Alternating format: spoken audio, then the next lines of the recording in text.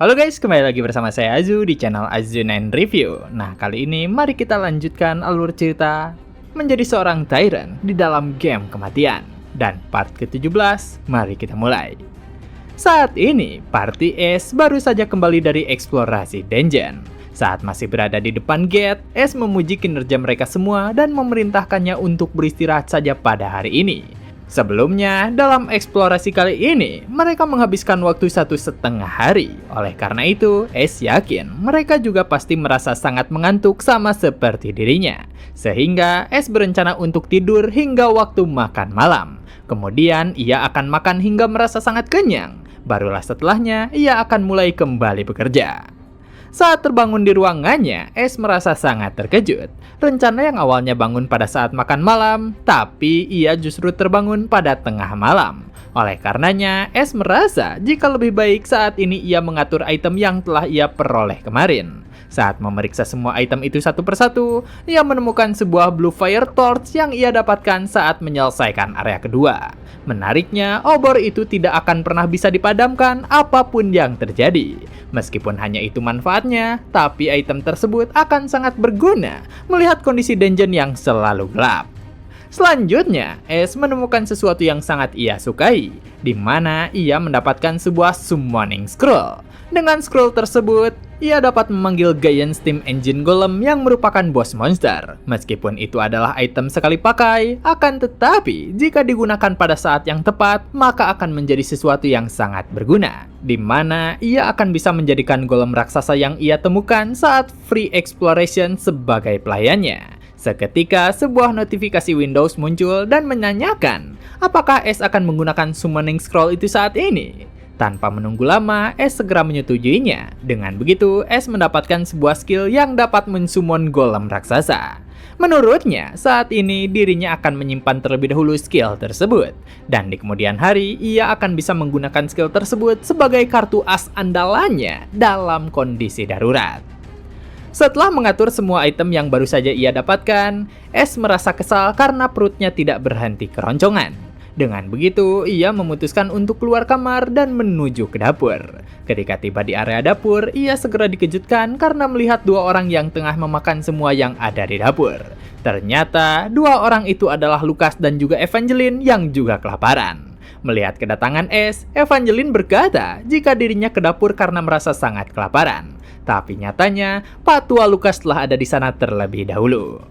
Mendengar penjelasan itu, S sadar jika mereka berdua adalah orang yang tengah menjarah dapur. Setelahnya, S juga mengaku jika ia datang ke sana karena kelaparan.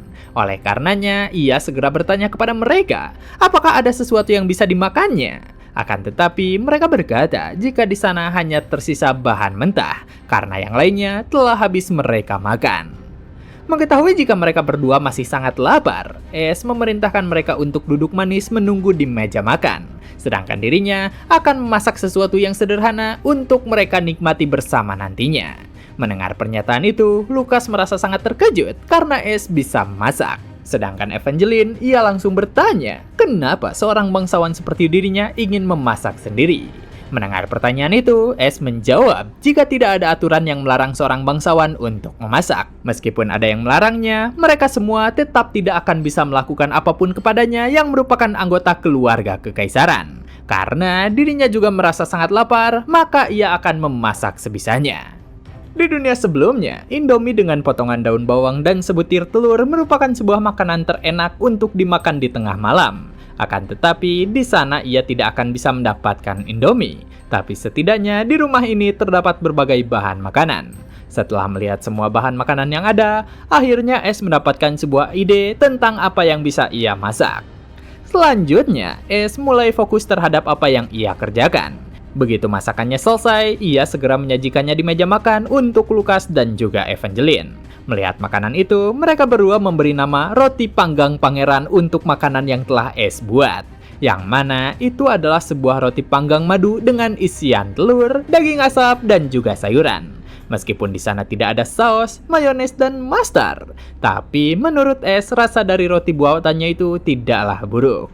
Berbeda dengan Es, Lukas memakan roti itu sambil menangis. Menurutnya, makanan buatan Es bahkan bisa mengalahkan kenikmatan makanan buatan Royal Chef. Ia benar-benar tak mengira jika akan ada waktunya untuk bisa mencicipi makanan yang dibuat oleh sang pangeran. Oleh karenanya, ia akan memastikan untuk menceritakan kehormatan itu secara turun-temurun. Mendengar semua ocehan Lukas, Es segera memerintahkannya untuk tidak berisik dan makan saja dengan tenang.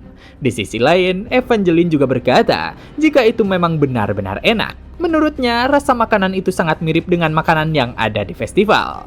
Mendengar komentar Evangeline, Es merasa cukup terkejut karena ternyata ia bisa memberikan komentar seakurat itu. Sebenarnya, apa yang Es buat merupakan roti panggang street food. Jadi, sangat wajar jika rasanya cukup familiar seperti yang dikatakan oleh Evangeline.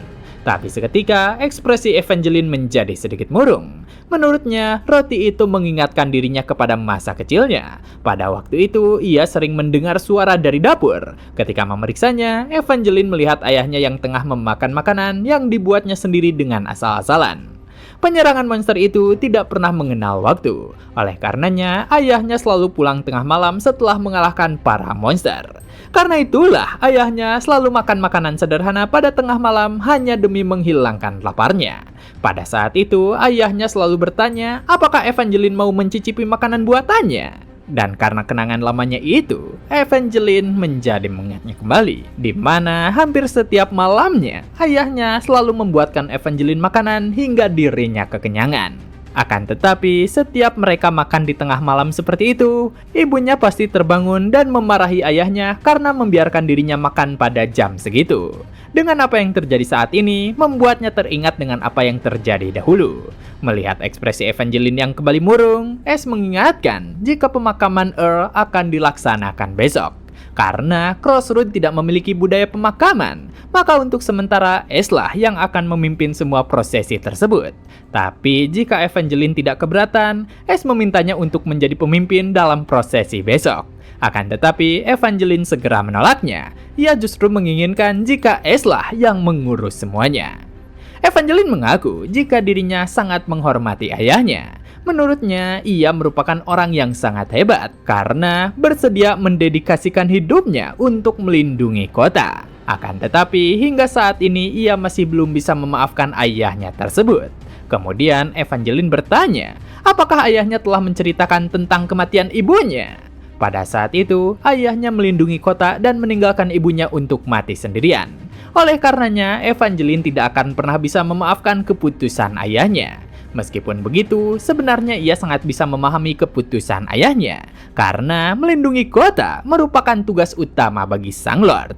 Dan apa yang dilakukan oleh ayahnya hanyalah menjalankan tugasnya dengan baik. Akan tetapi, saat mereka mengubur ibunya, ayah tetap tidak datang. Bahkan ia malah pergi ke markas militer selatan, karena ia harus bersiap menghadapi serangan berikutnya. Dengan semua yang terjadi, Evangeline merasa jika ayahnya lebih mementingkan kota daripada keluarganya sendiri. Pada saat penguburan peti mati kosong ibunya, Evangeline sadar jika itulah yang harus dilakukan kepala keluarga Crossroad. Akan tetapi, ia merasa jika dirinya tidak bisa menjadi orang seperti itu. Mendengar semua ceritanya, Es menduga karena itu semualah Evangeline memutuskan untuk pergi dari kota. Setelah membenarkan dugaan Es, Evangeline berterima kasih karena telah mengurus pemakaman ayahnya. Meskipun ia menghormati ayahnya, tapi hingga saat ini ia tetap tidak bisa memaafkan orang itu sebagai ayahnya. Setelahnya, Evangeline beranjak dari kursinya dan mengucapkan terima kasih karena telah memberinya snack tengah malam. Dalam hatinya, Evangeline sadar jika itu merupakan suatu kehormatan besar karena bisa disuguhkan makanan dari tangan sang pangeran. Setelah kepergian Evangeline, Es merasa jika berkeluarga ternyata cukup sulit juga. Setelahnya, Es mengajak Lukas untuk segera tidur karena sudah larut malam. Mendengar ajakan itu, Lukas menemani Es untuk kembali ke ruangannya sebelum ia masuk ke kamarnya sendiri. Ketika di perjalanan, Lukas memberanikan dirinya untuk bertanya tentang kondisi Es. Menurutnya, hubungan Es dengan keluarganya juga cukup rumit, sehingga ia menduga karena itulah Es membantu Evangeline. Mendengar ucapan itu, Es menjadi sangat penasaran karena ada fakta baru lagi tentang Es yang belum dirinya ketahui. Lukas pun melanjutkan, jika Es pasti melihat masa lalu dirinya melalui Evangeline. Setelah mengucapkan itu, Lukas bertanya, apakah hal yang dirinya ucapkan ini salah? Mendengar pertanyaan itu, Ace hanya bisa kebingungan. Ia tidak mengetahui apakah Lukas menanyakan hal tersebut karena ia khawatir atau karena ia menguji apakah dirinya adalah Ace yang asli atau bukan. Karena tidak tahu harus bereaksi seperti apa, sekujur tubuh Ace terasa membeku tanpa bisa melakukan apapun. Sehingga kondisi mereka terasa sangat canggung dengan bertatapan tanpa ada tindakan apapun dari kedua belah pihak. Pada saat itu, Ace merasa jika tiba-tiba saja Lukas terasa seperti orang asing baginya. Dan karena Ace merupakan anak dari sang kaisar, ia yakin jika kehidupannya tidaklah simpel. Akan tetapi, dirinya sama sekali tidak mengetahui kehidupan keluarga Ace yang asli. Setelah berpikir beberapa saat, Ace mencoba untuk berbicara. Tapi sebelum ia dapat mengatakan apapun, Lukas segera menundukkan kepalanya dan meminta maaf kepada Ace karena telah menanyakan hal yang sangat sensitif kepadanya. Melihat reaksi itu, Ace berkata jika dirinya hanya merasa terkejut. Ia tak menduga jika dirinya harus memikirkan semua itu secara tiba-tiba. Menurut Lukas, masalah keluarga Ace dan Evangeline pasti akan segera terselesaikan dengan baik. Mendengar ucapan itu, Ace merasa jika senyuman Lukas selalu terlihat hangat seperti itu. Saat mengucapkan terima kasih, Ace merasa jika dirinya saja yang terlalu overthinking. Karena kemungkinan besar, Lukas hanya merasa khawatir kepada dirinya. Setelahnya, Ace pun mengucapkan selamat malam kepada Lukas dan bergegas masuk ke ruangannya. Begitu telah berada di dalam ruangannya, Ace merasa sangat panik dengan kejadian sebelumnya. Ia tidak pernah menduga jika dirinya juga memiliki masalah keluarga. Dengan begitu, ia berniat untuk mencari informasi tentang hal itu nantinya. Dengan pembicaraan dirinya dengan Lukas, ia sadar jika itu bukanlah tubuh miliknya. Menurutnya, hidup sebagai orang lain sangat menyulitkan. Keesokan harinya, Ace memeriksa perkembangan dari perbaikan tembok kota. Dengan serangan monster yang terus-menerus berdatangan, Crossroad harus segera bersiap secepat mungkin untuk stage berikutnya. Dalam stage ketiga nanti, akan terdapat 103 Stone Golem dan 149 Steam Engine Golem. Selain itu, dalam stage tersebut juga akan muncul 5 boss monster.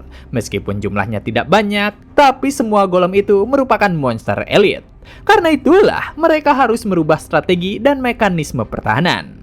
Saat ini, dirinya masih memiliki waktu 1 minggu lebih hingga stage ketiga dimulai. Pada stage ketiga nanti, Ace merasa jika mereka harus lebih bersiap-siap. Sehingga jika terjadi sesuatu yang tidak terduga seperti sebelumnya, maka mereka akan dapat mengatasinya dengan mudah. Bahkan tidak hanya itu, jika nantinya terjadi hal serupa, maka mereka akan menghancurkan sumbernya. Oleh karenanya, Ace akan terus memaksa para presiden fasilitas produksi untuk mempersiapkan stage berikutnya. Singkat waktu, di lapangan barat Crossroad, tepat di area pemakaman, semua orang tengah sibuk dalam mempersiapkan acara pemakaman yang akan berlangsung. Setelah memperhatikan daftar korban, terdapat beberapa prajurit yang terluka pada stage kedua. Namun, hanya terdapat 1 korban jiwa, yaitu Sang Earl. Tak lama setelahnya, Lukas menghampiri Ace untuk mengabarkan jika iring-iringan peti jenazah sudah mulai bergerak. Mendengar kabar tersebut, Ace pun berkata kepada Lukas agar mereka juga segera bersiap-siap. Pada saat ini, iring-iringan peti mati sudah mulai bergerak dari kuil melewati jalan utama kota. Dalam iringan itu, banyak masyarakat yang mengikutinya. Meskipun kota ini terkenal tidak berempati kepada kematian, tapi nyatanya sangat banyak orang yang merasa berduka atas kematian Sang Earl. Sebenarnya, di sana hanya berlangsung prosesi pemakamannya saja, dan nantinya peti mati itu akan dikuburkan di kebun milik Earl Cross. Itu semua dilakukan karena makam istrinya juga berada di sana. Di atas panggung, Ace berkata jika sejak awal dirinya telah mengatakan jika kematian mereka sangatlah mahal. Tapi kali ini, kematian Earl Cross jauh lebih berat daripada itu semua. Karena kematian tersebut sangat menyakiti hatinya. Di ujung hayatnya, Earl berpesan kepada dirinya untuk memberikan banyak kebahagiaan kepada warga kota ini. Sehingga semua masyarakat tidak akan larut dalam kesedihan. Karenanya, kota itu merupakan garis depan, di mana kematian akan selalu menunggu mereka. Tapi hari ini, Ace berkata jika dirinya akan membangkang dari keinginan terakhir Alcross. Hari ini, dirinya akan sangat bersedih. Pada pertempuran sebelumnya, kota garis depan itu dapat dipertahankan berkat pengorbanan nyawa yang sangat berharga. Oleh karenanya, Ace berharap jika mereka semua dapat mengingat jika pengorbanan seluruh orang yang gugur sangatlah berharga. Nantinya, seluruh pekerjaan dan pengorbanan mereka akan menyelamatkan dunia dan umat manusia. Bagaimanapun, kematian akan terus muncul di masa depan. Akan tetapi, semua kematian akan sangat berharga. Saat mengheningkan cipta, dalam hatinya Ace berharap jika suatu hari nanti kota ini akan dipenuhi oleh festival menggantikan prosesi pemakaman yang selalu berlangsung tersebut. Karena itu jugalah apa yang sangat diinginkan oleh Sang Earl. Dengan diluncurkannya beberapa kembang api dalam acara pemakaman, maka berakhir pula lah seluruh prosesinya. Setelah semua orang yang menghadiri acara pemakaman itu bubar, beberapa petugas diperintahkan untuk membawa jenazah Sang Earl untuk dimakamkan di kebunnya. Ketika mereka tiba di sana, salah seorang petugas menyadari jika di tempat itu terdapat seorang wanita yang tengah memandangi batu nisan Sang Earl. Ia sadar jika wanita tersebut adalah Evangeline, satu-satunya putri dari Sang Earl. Melihat beberapa orang tiba di sana, Evangeline segera menyapa mereka semua. Mendengar sapaan itu, mereka semua segera menyampaikan permintaan maaf dan belasungkawanya atas meninggalnya Alcross. Mendengar ucapannya, Evangeline meminta kepada mereka untuk melihat wajah ayahnya untuk terakhir kalinya. Ia sadar jika kali ini ayahnya itu benar-benar mati. Selama ini, ayahnya selalu bertempur di garis depan seolah-olah dirinya merupakan makhluk abadi. Tanpa melanjutkan ucapannya, Evangeline berkata jika itu semua sudah cukup dan mempersilahkan mereka untuk menguburnya. Selesai menguburkan jenazah Earl, komandan pasukan Twilight meminta izin kepada Evangeline untuk menanyakan sesuatu. Kemudian, ia menunjukkan perlengkapan yang selalu digunakan oleh Alcross. Selama ini, perlengkapan itu selalu diturunkan di keluarga Cross dari generasi ke generasi. Awalnya, mereka berencana untuk menguburkan perlengkapan itu bersama dengan jenazah Earl. Tapi, karena Evangeline berada di sana, ia berinisiatif untuk menanyakannya terlebih dahulu sebelum mengambil keputusan tersebut. Menurutnya, perlengkapan itu memang sedikit usang. Tapi, dengan beberapa perbaikan, perlengkapan itu akan dapat digunakan kembali dengan sangat baik. Sebelum ia bisa menjelaskannya, Evangeline segera memintanya untuk menguburkan saja perlengkapan tersebut di samping jenazah ayahnya. Mendengar permintaan itu, mereka segera melaksanakannya tanpa banyak pertanyaan lagi. Beberapa saat kemudian, Ace mendatangi makam Sang Earl. Di sana, ia teringat bait puisi yang cukup disukai oleh Earl semasa hidupnya. Meskipun bait itu cocok untuk mencerminkan diri Alcross, tapi bait puisi itu tidak cocok dibacakan saat prosesi pemakaman. Karena itulah, Ace tidak membacakannya pada acara sebelumnya. Setelahnya, Ace kembali teringat tentang nasihat yang pernah Earl berikan, di mana nantinya akan ada saatnya di mana Ace akan mengorbankan sesuatu yang penting untuk melindungi kota ini. Mengingat nasihat tersebut, Ace merasa sangat penasaran tentang hal penting apa yang akan ia korbankan nantinya.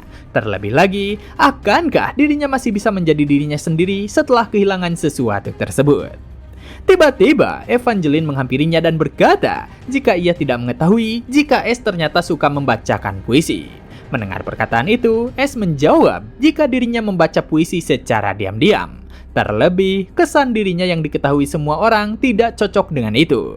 Mendengar Ace yang mengucapkan hal tersebut, Evangeline pun berkata jika Ace memiliki suara yang bagus, sehingga ia berharap jika nantinya Ace bisa membacakan puisi dengan suara yang lantang.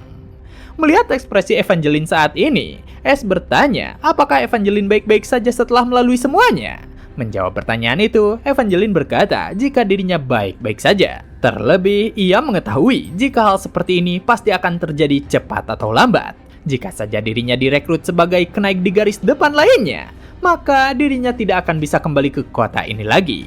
Dengan begitu, ia pasti akan melewatkan semua prosesi pemakaman ayahnya, sehingga dirinya yang bisa berdiri di sana saja sudah merupakan sebuah mukjizat.